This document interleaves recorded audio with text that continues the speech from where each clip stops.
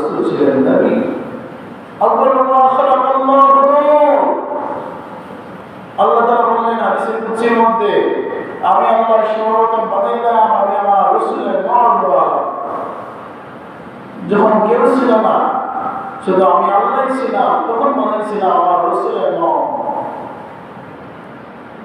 তো এখান থেকে আউয়ালু মা খালাকাল্লাহু নূর যদি আল্লাহ বলে, অর্থাৎ রাসূলের অস্তিত্ব কোথা থেকে? নূর থেকে।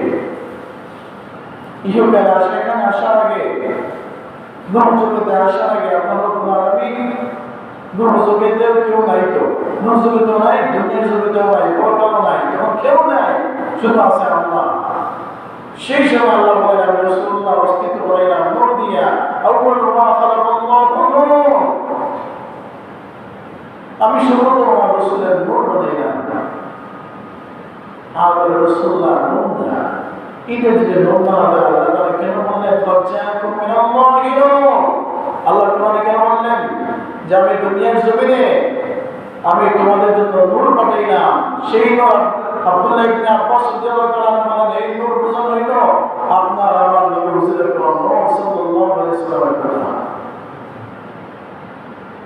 এই নূর, এই যে বলিন না আমার ভাষার একটা পরিচয়টা দিয়ে করে আসে।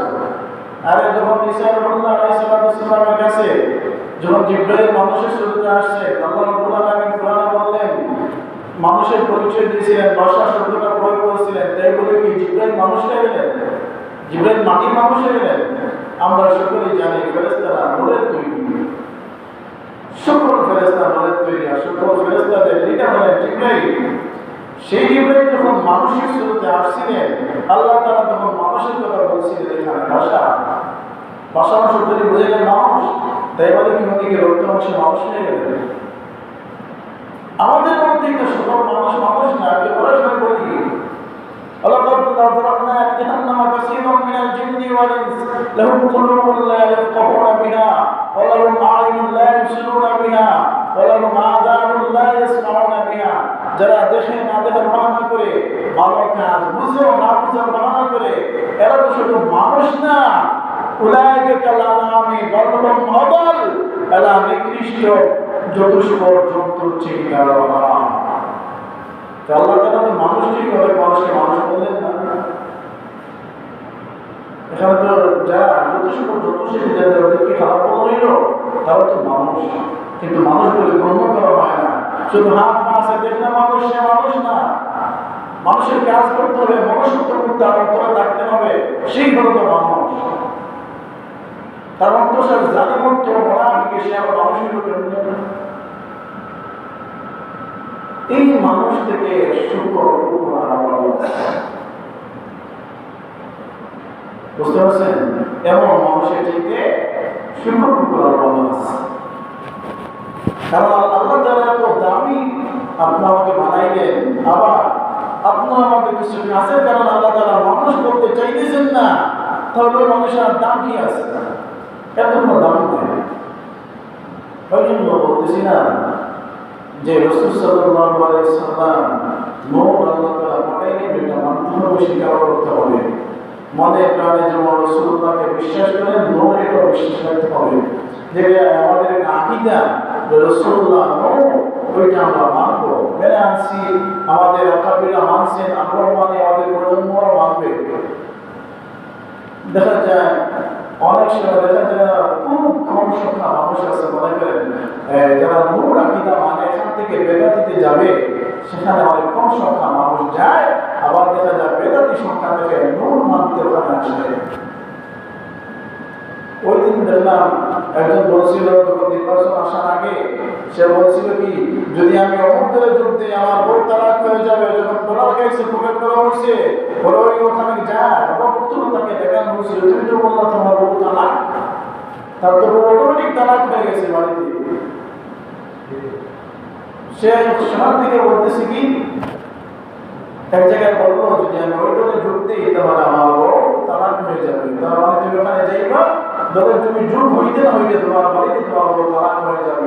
এখন যদি বউ নিয়ে সংসার করো, এটা বড় কি হয়ে গেল? আবার অনেক ব্যক্তি এখন বলে রাসূলুল্লাহ তো নূর, আগে বলতো না, এখন বলে রাসূলুল্লাহ তো নূর মানা যায়। আস্তে আস্তে লাইনে আসতেছে। আসতেছে, আসবে, আমরা অপেক্ষা করে তোমরা আসো। মারামারির নাম, লাঠি টানার নাম ইসলাম না। ওই জন্য রাসূলুল্লাহ বললেন, মানুষকে বোঝানোর প্রক্রিয়া দুইটা, বিহিন্নতি ও মওউযাতুল হাসানা। মানুষকে তোমরা দুই প্রক্রিয়া বোঝাও, তোমাদের আদর্শ দিয়ে, তোমাদের সুন্দর জবান দিয়ে মানুষকে বোঝাও। আমাদের কাউকে বলি না যে দাঁড়িয়ে মিলাদ করতে হবে, নূর মানতেই হবে, এবং জোর করে তোমরা জুলুম করি না। বাজার তুমি মানো আর না মানো, আমাদেরটা আমরা বলি, বলার কাজ আমাদের, মানার কাজ তোমাদের। আমরা মিলাদ করি, বলি না যে মিলাদ না বলে তোমরা জাহান্নামে যাবে না, এমন করতে কেউ দেয় নাই। মিলাদ প্রমাণ না বলে এটা তোমার কাজ, বললে এটা সব, নেক উদ্দেশ্য করে এটা সব হবে। তো মিলাদ শুধুমাত্র এই নতুন ওয়েতে আসে নাই। আল্লাহ তাআলা যখন রাসূল মুহাম্মদ সাল্লাল্লাহু আলাইহি সাল্লামের নূর মুবারক সৃষ্টি করেছেন, সেই সময় সকল নবীগণ রাসূলের নূর আল্লাহ তাআলা বানাইলেন। বানানোর পরে সবাইকে একত্রিত করলেন, করার পরে সকল নবীদেরকে আমার রাসূলের উপরে কালিমা পড়তে বাধ্য করলেন।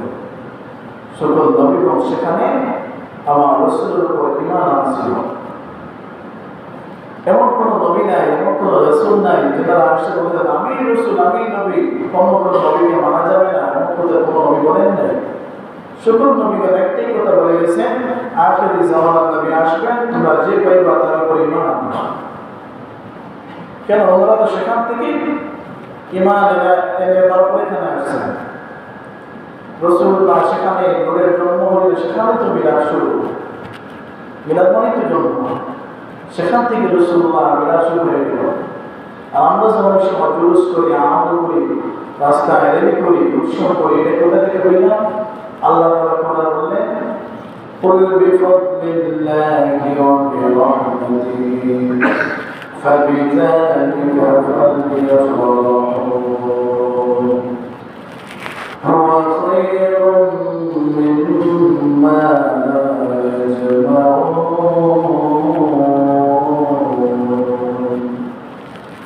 আল্লাহ রাব্বুল আলামিন কোরআন কারীমের মধ্যে বললেন, কুল, হে রাসূল আপনি বলো, কুল শব্দটা তো বলো, বিফাদলিল্লাহি ওয়া বিরহমাতিহি, ফদল, বিফাদ শব্দটা হলো ফদল।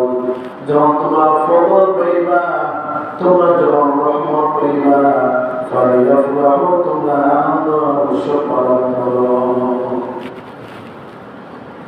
রাইসুল মুফাসসিরিন আব্দুল্লাহ ইবনে আব্বাস রাদিয়াল্লাহু তাআলা আনহু বলেন, এই ফদল মানে আল্লাহ তাআলা বুঝাইলেন, দুইটা কথা বুঝাইলেন। এক নাম্বার হলো ঈমান, অর্থাৎ এক নাম্বার মুসলমান।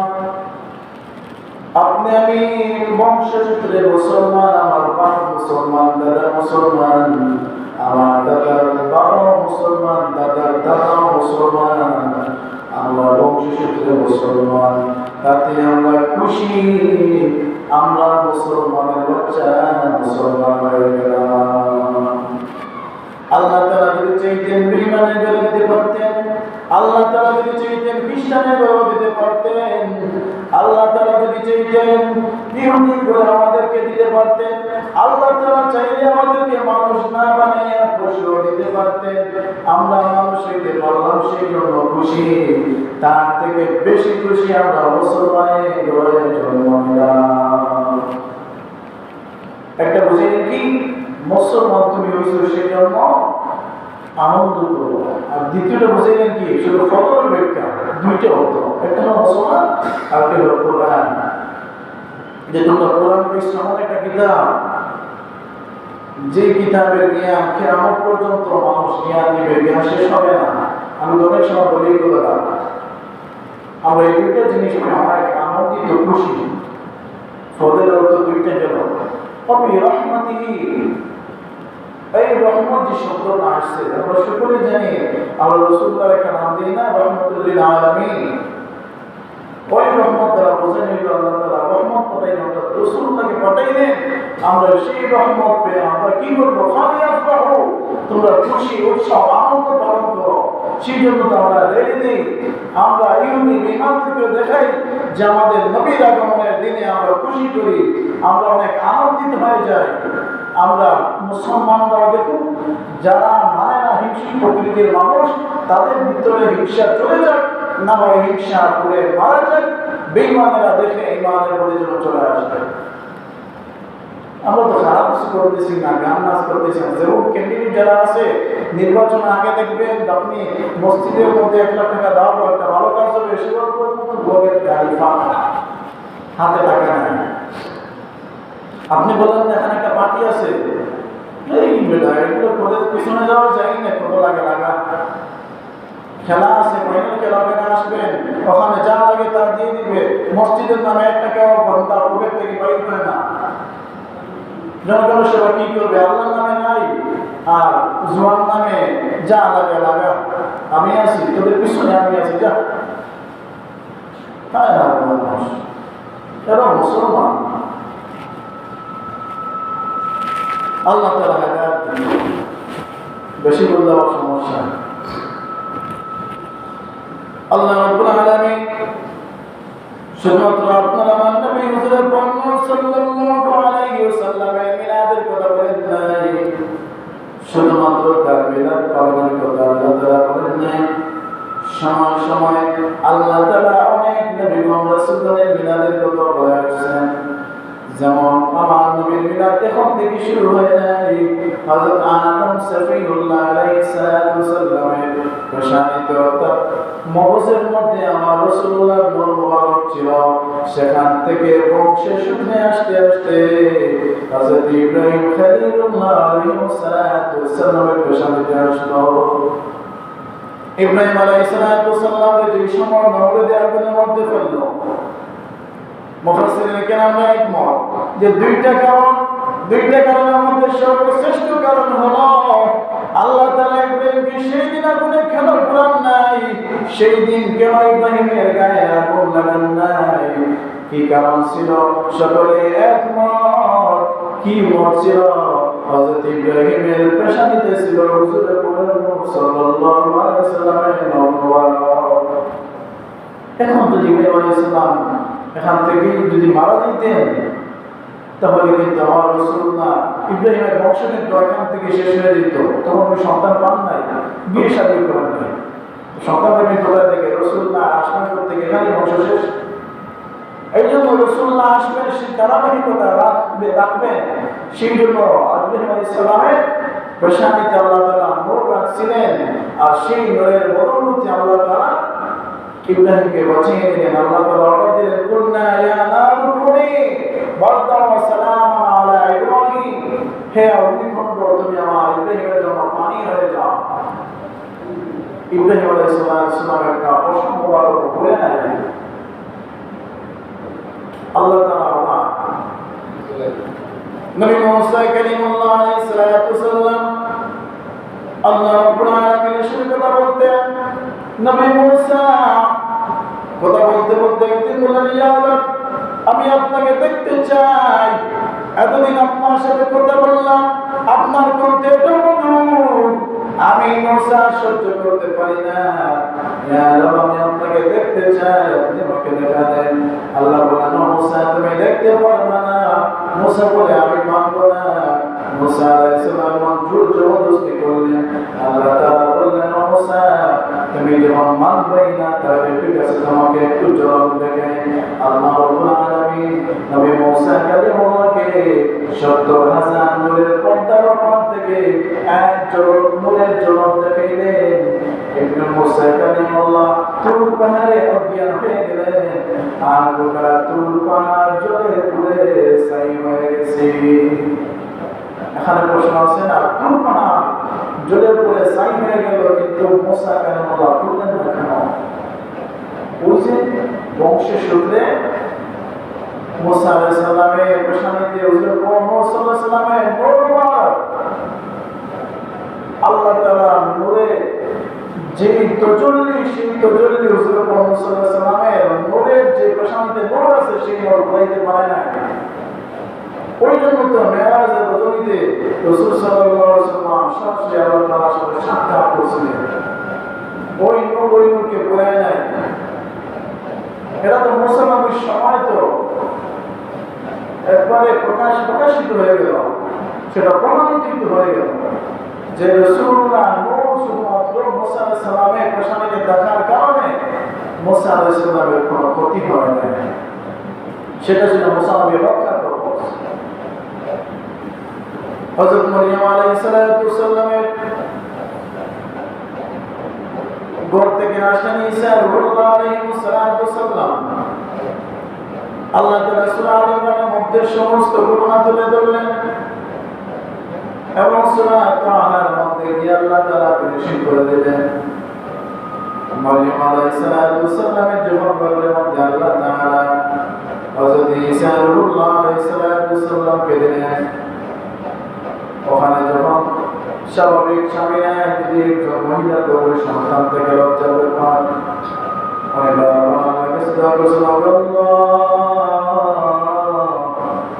আপনি আমাকে সন্তান আমার গর্ভের মধ্যে দিলেন, আমার সন্তানের পরিচয় বাবার পরিচয় আমি কি দেব? আল্লাহ তাআলার কুদরত থেকে পেট মোবারক থেকে ঈসা রূহুল্লাহ জবান করে গেল, ডাকতে বলেন মাগো আপনি চিন্তা করবেন না, আমার বাবার পরিচয় আমি আমার পরিচয় নিজে দিতে পারবো।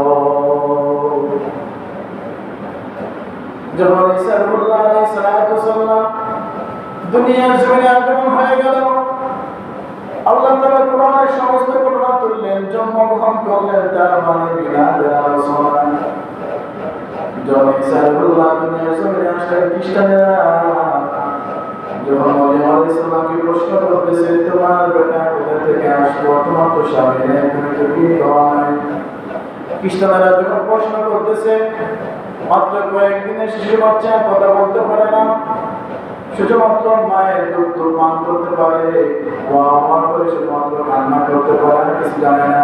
যখন খ্রিস্টানেরা এত বেশি প্রশ্ন করতেছিল তখন হযরত ঈসা রূহুল্লাহ আলাইহিস সালাম তার জবান দিয়ে বললেন ক্বালা ইন্নী আবদুল্লাহ আতানিয়াল কিতাব ওয়া জাআলানি নাবিয়্যা। قال إني عبد الله। আব্দ শব্দটা এই শব্দটার অর্থ হলো গোলাম। গোলাম মানে বান্দা। এই যে আমরা নামের সাথে আব্দুল আছে না, আব্দ শব্দটার অর্থ হলো গোলাম, অর্থাৎ আল্লাহ তাআলার বান্দা।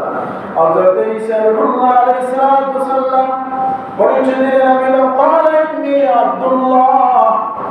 আব্দ মানে আমি গোলাম, আল্লাহ মানে আল্লাহর গোলাম। আতানিয়াল কিতাব ওয়া জাআলানি নাবিয়্যা।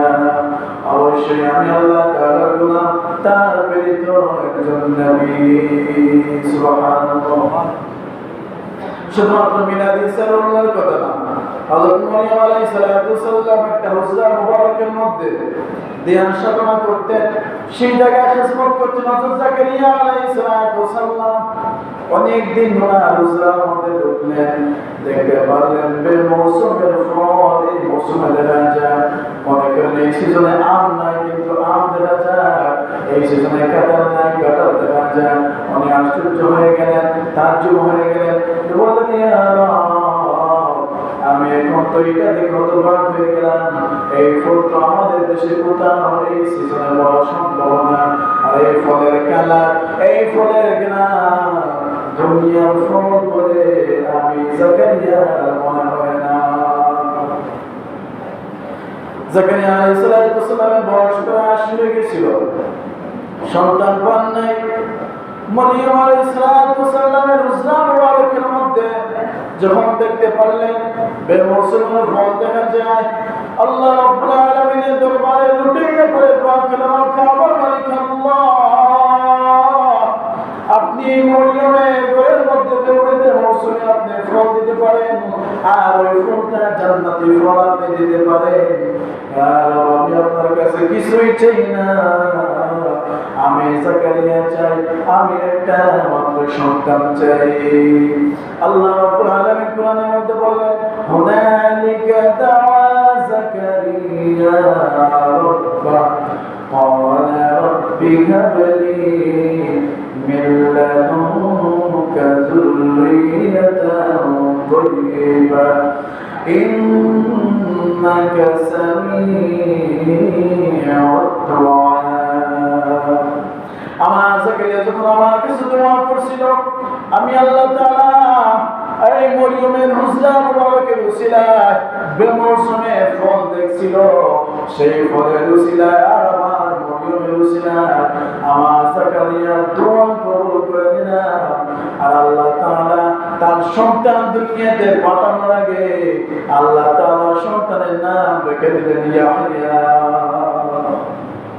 আল্লাহ তাআলা দেওয়া সমস্ত ঘটনা আমি আলোচনা বললেন মিলাদ আছে না মিলাদ তো কোরআনে আছে তো মানেন না কোনো সমস্যা কোথায় আল্লাহ রব্বুল আলামিন গোটা আলমের জন্য অর্থাৎ সমস্ত জাহানের জন্য রব এই জন্য রব্বুল আলামিন আর রাহমাতুল লিল আলামিন এটার অর্থ হলো কি সমস্ত জাহানের জন্য উনি হলেন রহমত আর সেই রহমতের পরিচয় আল্লাহ তাআলা কোরআনে দিলেন قد جاءكم من الله نور এই নবী কেমন নবী এই নবী জন্ম নিয়ে আমরা কেন আনন্দ করব না রাইসুল মুফাসসিরিন আব্দুল্লাহ ইবনে আব্বাস রাদিয়াল্লাহু তাআলা আনহু বলেন যে সময় আমার ভাতিজা মুহাম্মদ সাল্লাল্লাহু আলাইহি ওয়াসাল্লাম দুনিয়ার জমিনে যে রাত্রিতে আগমন করবেন আমি দেখতে পেলাম আকাশের সমস্ত তারকারা আমেনার ঘরের মধ্যে প্রবেশ করে নিল আর আমেনা বললেন আমি দেখতে পেলাম আকাশের সমস্ত তারকারা আমার ঘরের জারবাতি মতো আলো দিতেছি সুবহানাল্লাহ শুধুমাত্র তাই না আব্দুল্লাহ ইবনে আব্বাস রাদিয়াল্লাহু তাআলা আনহু বললেন আমার ভাতিজা মুহাম্মদ সাল্লাল্লাহু আলাইহি ওয়াসাল্লাম একবার শৈশবকালে তার মা দুলনার মধ্যে রেখে ঘরের মধ্যে গিয়েছিলেন আমার ভাতিজা দুলনার মধ্যে কেশবা আশপাশ কোনো মানুষ দেখা যায় না আমি আব্দুল্লাহ ইবনে আব্বাস দূর থেকে দেখলাম আমার ভাতিজা মুহাম্মদ সাল্লাল্লাহু আলাইহি ওয়াসাল্লামের দুলনাটা দুলতেছি শুধুমাত্র তাই না আমি দেখলাম আমার ভাতিজা মুহাম্মদ সাল্লাল্লাহু আলাইহি ওয়াসাল্লামের দুলনা যে সময় উত্তর দিকে যায় আকাশের চাঁদ তখন উত্তর দিকে যায় আমার ভাতিজা মুহাম্মদের দুলনা তখন দক্ষিণ দিকে যায় আমার আসমানের চাঁদ দেখা যায় দক্ষিণ পাশে যায় আব্দুল্লাহ ইবনে আব্বাস রাদিয়াল্লাহু তাআলা আনহু রাসূলুল্লাহ পড়াশোনা করে জিজ্ঞাসা করলেন ইয়া রাসূলুল্লাহ ইয়া হাবিবাল্লাহ আমি দেখতে পেলাম আপনার মা আমেনা দুলনার মধ্যে আপনাকে রেখে রুমের মধ্যে গিয়েছিলেন আপনি তো একা একা ছিলেন তাহলে দুলনাটা দুলল কেমন করে আমার রাসূল ডাকতে বলেন চাচা যদি এগুলো নিয়ে কোনো মানুষ কাউকে দেখতে পারে নাই সেই সময় তো আমাকে দুলনা দুলাবে কোনো মানুষ ছিল না আমার খেলার সাথে ছিল না ওই জন্য আমার মা চলে গিয়েছিলেন আমি একা হয়ে গেলাম আর আমার খেলার সাথী হিসাবে আমার ভাই জিবরাইলকে পাঠিয়ে দিয়েছেন আল্লাহ জিবরাইল আলাইহিস সালাম আমি রাসূলের দুলনা দুলাইতেছিলেন আর যখন দুলনা দুলতেছে দুলনা যেদিকে যায় আকাশের চাঁদও সেই দিকে যায় এই জন্য আব্দুল্লাহ ইবনে আব্বাস রাদিয়াল্লাহু তাআলা আনহু জিজ্ঞাসা করেন ইয়া রাসূলুল্লাহ ইয়া হাবিবাল্লাহ আমি দেখতে পেলাম আকাশের চাঁদটা দুলনার সাথে এই পাশে যায় ওই পাশে যায় ইয়া রাসূলুল্লাহ বিষয়টা বুঝলাম না আমার রাসূল বলেন আমি একা ছিলাম আমার সঙ্গী তখন কেউ ছিল না আমি দুলনার মধ্যে একা একা মন খারাপ লাগবে সেই জন্য আমার খেলার সাথী হিসাবে আল্লাহ তাআলা চাঁদকে আমার সাথে নাড়াইতেছি সুবহানাল্লাহ সেই নবীর মিলাদ যদি আমরা না মানি তো মানবে কেন সেই নবীর মিলাদ জন্ম নিয়ে যদি আমরা খুশি না করি এটা তো আমাদের ইমানের একটা অঙ্গ এমন একজন নবী যার পাওয়ার এখানেও আছে, পরকালে আছে, সবখানে।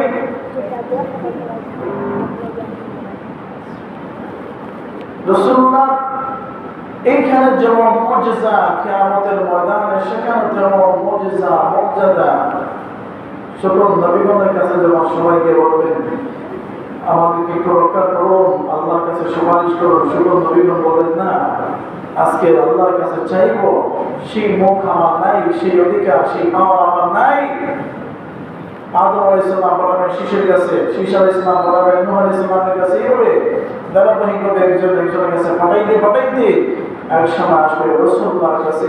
আমার রাসূলুল্লাহ সিজদায় পড়ে উম্মতের জন্য দোয়া করবেন, সুপারিশ করবেন, আর ওইখান থেকে সুপারিশ শুরু করবেন যতক্ষণ পর্যন্ত একজন উম্মত জাহান্নামে থাকবে, ততক্ষণ পর্যন্ত রাসূলুল্লাহ আল্লাহর দরবারে সুপারিশ করতেই থাকবেন।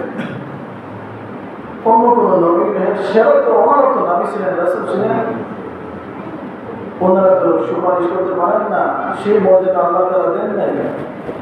আমার নবী আপনার নবী